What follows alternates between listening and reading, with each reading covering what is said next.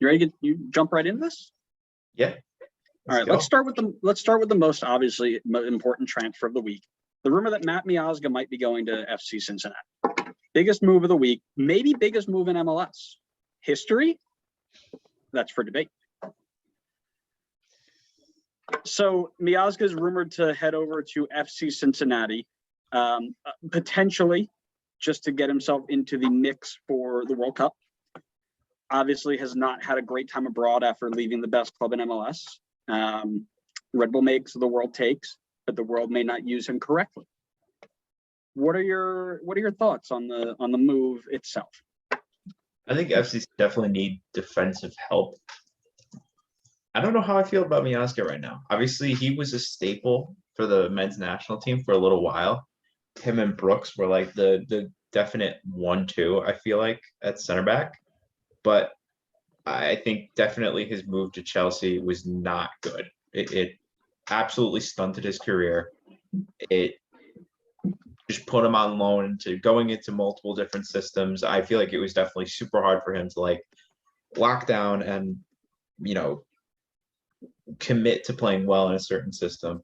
He definitely had like good loan spells, like the second year, I think, of Vitesse, from what I'm looking at, he had a pretty good loan spell. 3,000 minutes, 33 total appearances, I think, 4 goals, pretty high rating too on who scored. I think Reading, the first time around he played there, got 18 appearances, 1,600 minutes, pretty high rating as well. But, you know, you balance it off with some poor ones, like his most recent one with Alaves in Spain, where he made either 9 total appearances or 9 starts and 2 sub appearances in a team that got relegated this season. So he's coming off of bad form. I guess that's my concern for him. And I'm curious to know your thoughts. I want to see if there's the bias in there for you, because obviously he's a former Red Bull, but I'm a little bit skeptical of him coming in, seeing as how his recent form is not good. So I'd be curious to know what you were skeptical of, right? Like, to me personally, I don't see a massive issue with him trying to do what a lot of people should be doing, what Gareth Bale is doing, by the way. We'll talk about that later.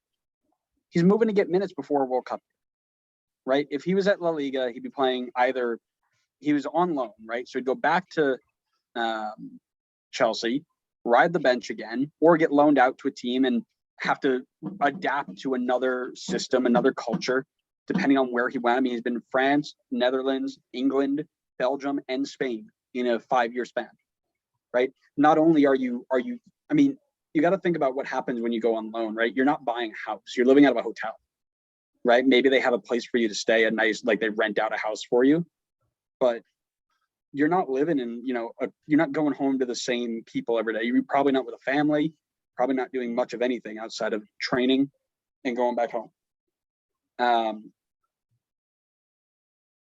It's a good move. I think it's a good idea for him to get back into a team that needs the defensive support, right? They've had a much, much better year. But they still have those days where they're conceding massive amounts of goals. While we look at some of the fixtures here for FC Cincinnati. Right, Austin FC 5-0. Montreal 4-3. New England 5-1. Montreal again 4-3. Right, they're having these games where they're leaking tons and tons of goals. So it can't hurt them, right? Do I think he slides in and starts right away?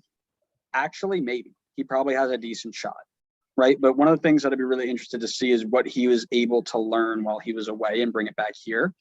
Right, playing for Anderlecht, if I do remember correctly, he was being coached by one Vincent Kompany. Is that correct? Time he was there? Yes, I believe so. I'd say so. Who just moved to Burnley, but right, learning how to be a center back by one of the best center backs in recent memory is not a bad thing, right? You go to Alaves, it's a completely different style from Belgium. It's a completely different style from France, or right. So you're trying to advance. Maybe he doesn't fit in the Spanish system. That's fine, right? He made 24 appearances for Anderlecht under player and played 6 times in the Belgian playoffs under a center back led coach who thought he was good enough for the job. You play in the championship. Championship and MLS are very similar levels. He did completely fine at Reading. Really would have liked to see him go back and maybe make a permanent transfer, see if he can get somebody promoted, right? But 42 appearances for Reading, and he wasn't bad enough where people were like, "Oh wow, this guy's terrible." Out there doing a decent job, right? The same thing with Eredivisie. Eredivisie probably on the same level of MLS outside of the top 4 teams. Did well there, right? So there are systems that he might not have fit into, and that's fine. But I think he would come in and do a good job. Do I think he makes the Qatar plane? No. Do I think he can get himself into form and maybe make some Nations League rosters? Probably. Now, he has to beat out a lot of players, and he's kind of, what is he at now? He's 26, so he's not super old, but he's, Chris Richards and Mark McKenzie, and all those players are a bit younger, a little bit more potential. So he'll have to prove that he's the guy. That might be tough for him to do, but I'm not saying that his U.S. men's national team future is over. But this is the move that he needed to make if he wanted to settle back in and get used to a system. So when Jurgen Klinsmann was in charge of USA, he was very adamant about trying to keep as many players in Europe as he could. At that point, Matt Miazga is 18, 19 years old, and Chelsea come knocking. Well, this is my trip to the men's national team. Little does he know, Chelsea's not going to keep him around ever. Does he have he's got 2 appearances for Chelsea of all time. And now we're in a spot where Greg's in charge. He's got a good 50-50 mix. The level of MLS is a lot better than when he left in 2015. This is a good move for him. I'm happy with this move for Matt Miazga. No, I don't disagree that I think it's a good move for him. I more so question his mentality coming in at this point. Talent-wise, we know he's definitely capable of being a top defender in this league. And he's only 26. You're not bringing over Jeff Cameron, who's in his mid to late 30s, coming from Stoke. You're bringing in a guy who should be in the prime of his career right now. It was a former men's national team starter in the back line. The potential is fantastic for this move. I just wonder, one, the price, like how costly is this bringing in Miazga? I don't think he's obviously taking up a designated player spot, but I imagine he's probably a high TAM salary. So I think he would have to, you need him to perform well if he's going to command a high salary. I think he definitely can. I just wonder, one, does he fit into the FCC system, which obviously we have to see? And 2, does this recent spell in Spain carry over at all into his performances in Cincy?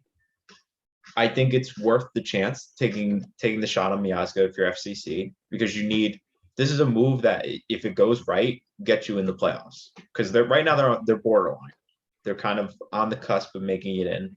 Granted, there's still a lot of season to play, but I think this is a move that can potentially secure your spot in the playoffs, which would be massive for FCC with the start that they've had as a franchise. So I don't disagree with the move. I just think that it may not necessarily be like the same Matt Miazga that many knew and from the national team like a few years ago. That's what I'm wondering. What kind of Matt Miazga are we going to get? Sure, we definitely haven't seen. I have not watched a lot of Matt Miazga in my most recent years, right? But he wouldn't be able to be a designated player. FCC are on 3 after signing Obina Nwabodo. Nearly butchered that one. From Göztepe in Turkey. So he would have to come in as a DP, as a non-DP, excuse me, as a TAM player, which I think is fine. I think they'll probably get him on a free, and from that they'll build off of that. I don't think you have I don't think that you're out of pocket with your comment there. I think his level is definitely going to be questioned, but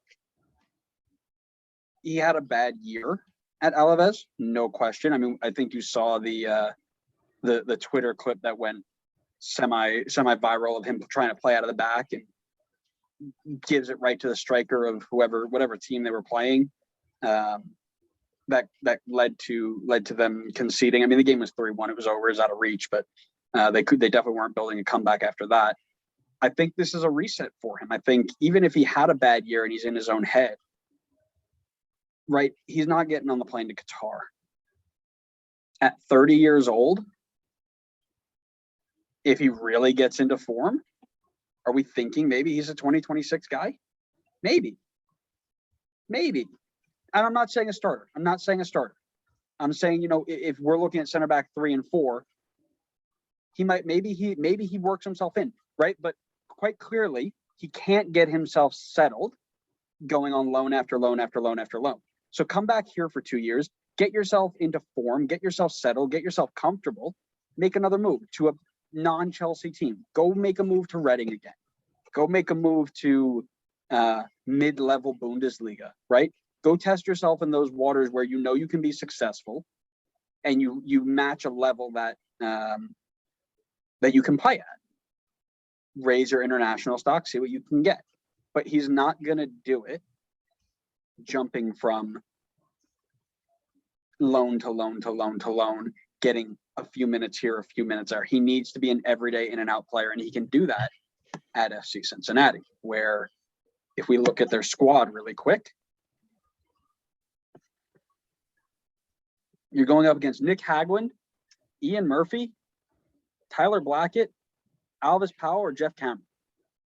Yeah, I mean, he should be sliding right into that back line. Easy. Which is kind of scary because they had a whole bunch of much better players. But, right, they're easy, very, very easy. And he would instantly be an improvement on Nick Hagland or Ian Murphy. Tyler Blackett is, he's okay. He's been okay since he came over. Alvis Powell's playing right back. And Jeff Cameron, I mean, easily an improvement over Jeff Cameron, right? So only a good move, in my opinion, for him, for his stability, to get himself comfortable, to raise his stock. I think it's a good move for Cincinnati, who definitely need the help on the back line. No question. I like it all around. I think the one thing that you brought up a very good point about was price, right? What are you spending to get this guy in? Obviously, he's not going to be a designated player, but what are we giving up to get? I believe he's moving on a free. I think if I remember correctly, his contract is up June 30th. So it's up in 3 days. So they'll get him on a free if he moves. Then it's all about the money. So you're going to have to pay him a TAM salary. And even if it's a high TAM salary, right?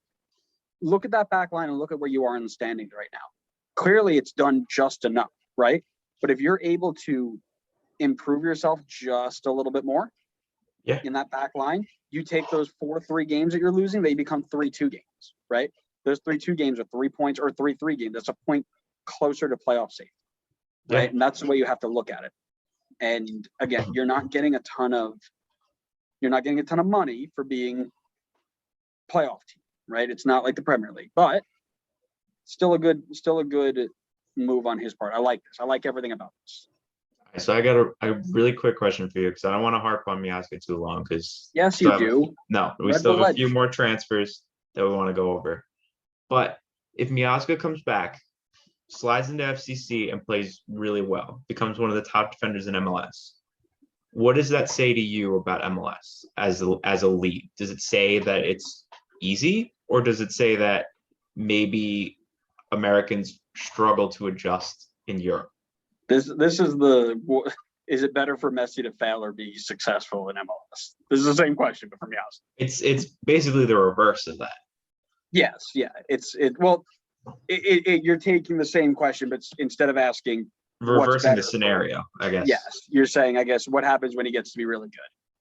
It depends on the way that he's playing really well, right? So you look at players like Walker Zimmerman, Aaron Long, who are very good one-on-one defenders, great recovery runs, strong in the air.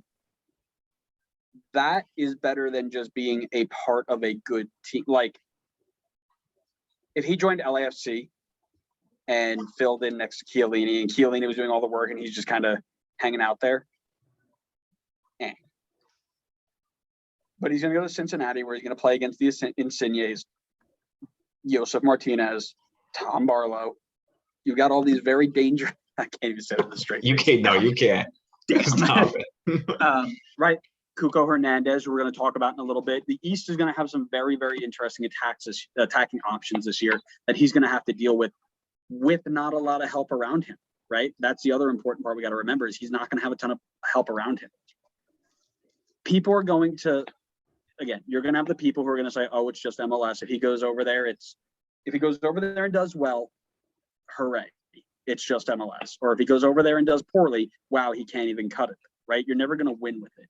But the way that, and the way that he's going to handle that, the proper way that he's going to handle that, or the coaching staffs are going to handle that, or the people who are going to value him are going to handle that, are by watching his actual performance. Because there's so much more to defending than just making tackles, right? Is he reading the play really well? Is he racking up interceptions on passes? Is he winning everything in the air? Is he commanding his defenders to be in a better spot so that they can be more successful, right? There are all these little things that people won't see just on the stat sheet that are going to be important for his stock value. And that will be, again, you're going to have your people say that, oh, well, Americans are only good in MLS, right? Sure, whatever. But at the end of the day, the people who know football, the people who know the game will understand what is good and what is bad about it. And again, not everybody fits in well everywhere, right? Like you look at South American player of the year, Pity Martinez, lit it up for his Argentinian side. Second comes to MLS, he's a flop. Ezekiel Barca, same deal. Then they go back to South America, they fit in well, right? Oh, well, MLS is just not good enough for him to be whatever excuse he wants to make, right? People just don't fit in certain areas, right? Miazga fit in well in Belgium, England, and the Netherlands. Didn't cut it in France, didn't cut it in Spain. That happens. You're not going to be great everywhere. Very few people are fantastic everywhere they go. Just the way it is. Yep. Well put. Thanks. I know I'm really good at what I do. Yeah. On that note, I think we should move on. Should we move on to the second most important move of the week? I mean, sure. Sure. Cuco Hernandez to the Columbus Crew for, to my knowledge, a record fee for the club, if that's correct. Are we just gonna ignore you trying to trigger all the Euro snobs by calling Did you see the Bale interaction the I had third on, most? Did you see the interaction I had last night? No. So we'll do a quick little sidebar here. This guy was tweeting about how much farther clear like La Liga was, or other European clubs were from La Liga, and MLS Transfers made a comment on it, like the fact that you're talking about La Liga versus, I think it was the Eredivisie. The fact that you're talking about La Liga like it's this massive league, it tells me all I need to know about a football, you from a football standpoint. So I made a comment that said Eurosnobism is a disease. And he commented back, he said something, I'll pull it up, I'll read it, because why not, right? So the conversation goes as such.